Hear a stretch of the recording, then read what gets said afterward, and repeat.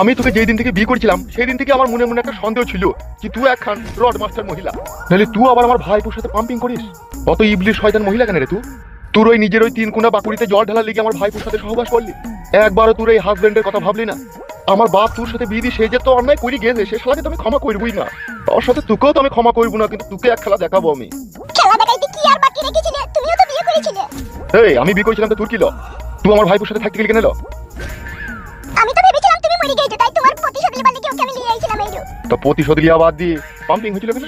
তুমি তো জানো ভালো করে পুরুষ মানুষকে কাউকে কিছু না দিলে কেউ কারো কাজ করে না। হ্যালো মাগি, তা বলি তোর ওই 3 কোনা বাকুড়িটা দিয়ে দিবি তো?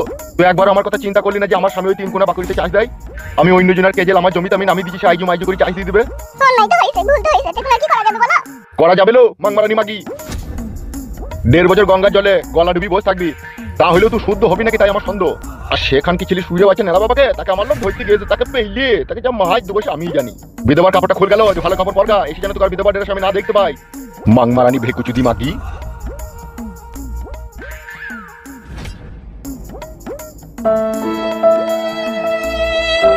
বেঁচে ফিরলু সেটাই আমার মাথায় ঢুকছে না রে।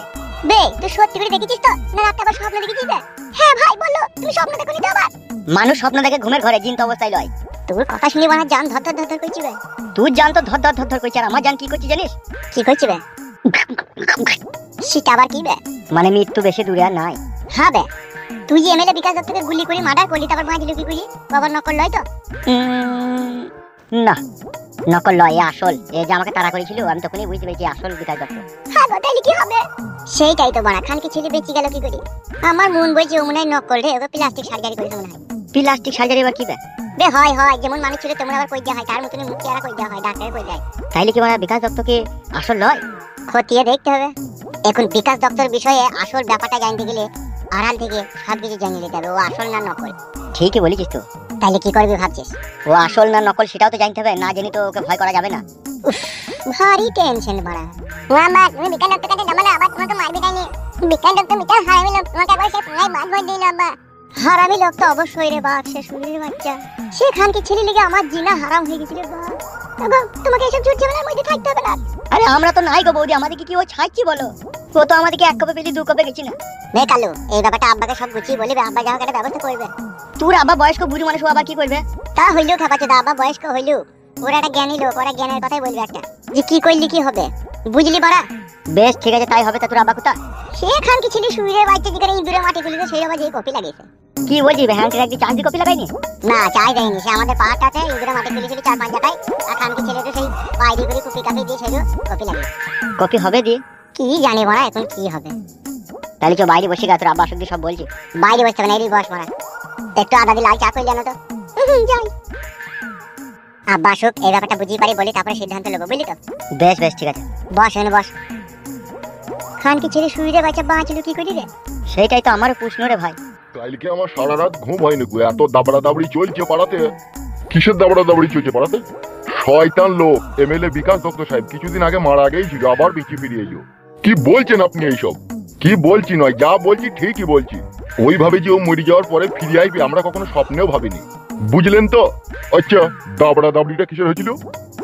এমএলএ বিকাশ দত্ত সাহেব তো সারা রার খোল লোক, ও মেয়ে মানুষ দেখলে উপরে একটু চড়া মারার চেষ্টা করে। তা কাল আমাদের পাড়ার একটা মেয়েকে মারতে এসেছিল, তার আশেপাশের লোকজন ছিল বুঝে আর পাইলো না, দাবড়া দাবড়ি হয়ে চলে গেল। আচ্ছা দাবড়া দাবড়িটা কি সেটাই তো বুঝতে পারছি না। বুঝো না? না এই 28-29 বছর বয়সে কি তোমার বউ পালিয়ে গেছে সাদে, সে অনেক দুঃখে গেছে। এত বয়স হয়ে গেলে এখনো পর্যন্ত দাবড়া দাবড়ি বুঝো না? দাবড়া দাবড়ি মানে বুঝতে পেরেছি কতলা কতলি নাকি। বালের ডগে কি চুলমুল বেরিয়েছে তোমার? না বেরিয়ে এখন আবার তেল বেরিয়েছে, লাগিয়ে বাই করে নিতে পারো। তোমার সাথে কথা বললে কোনোদিনও আরাম পাইনি, আর পাবো না। আরাম পাও না কই পেছি কই, একটা কথা তো গুছিয়ে বলছো না। দৌড় বাড়া, তাইলে এতক্ষণ সে উলুখনে মুখ তো ছড়ানো হইলো। গুছিয়ে বলবে তবে তো বুঝতে পারবো না কি।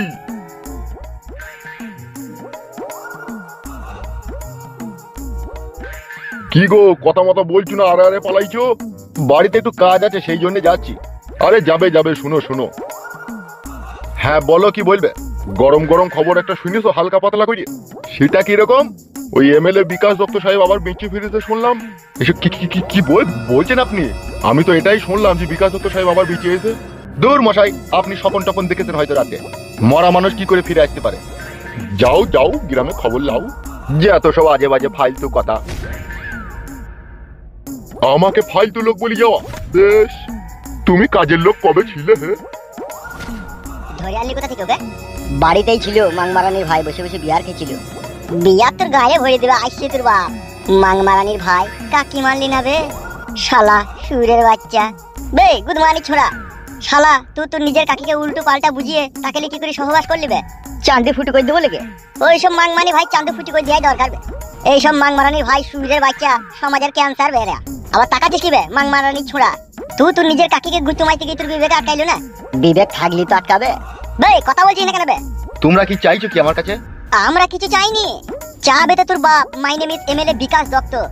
জাঙ্গিয়া খুলে গ্যাস লাইট মেরে পুলিশ চুল কটা যখন পুড়িয়ে দেবে তখন বুঝতে পারবে যে এমএলএ বিকাশ দত্ত কত বড় ভয়ঙ্কর লোক। এখনো তো বিকাশ দত্তর আসল রূপ দেখিসনি। একবার যদি এমএলএ বিকাশ দত্তর আসল রূপ চেহারা দেখি না, তোকে নিজেকেই সুসাইড করতে ইচ্ছা হবে। কি বলছো কি তোমরা এইসব? আবে ও ভুচড়িকে বাচ্চে, পিতাই স্বর্গ পিতাই ধর্ম। আর ওই পিতা যদি তোর পুনায় বাড়া ভরে দেয়, গুরু হওয়ার নক্ষত্র দুটোকে একসাথে দেখতে পাবি।